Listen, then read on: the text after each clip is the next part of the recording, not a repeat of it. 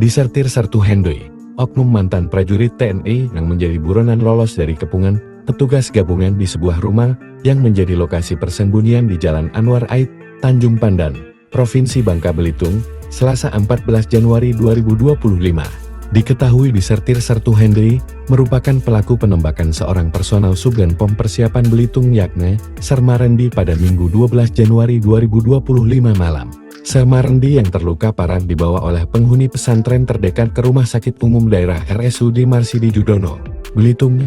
Meskipun dalam kondisi kritis, Rendi kini telah mendapatkan perawatan medis intensif. Henry bukan sekadar pelarian biasa, ia adalah disertir yang masuk daftar pencarian orang di PO sejak tahun 2024 setelah terlibat serangkaian pelanggaran berat, termasuk perampokan di Palembang pada tahun 2023. Vonis Mahkamah Militer menjatuhkan hukuman 1 tahun penjara dan pemecatan dari dinas militer.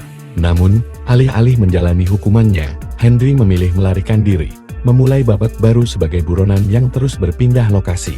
Henry, yang telah melarikan diri kini masuk dalam daftar pencarian orang di PO dan masih diburu oleh tim gabungan TNI Polri.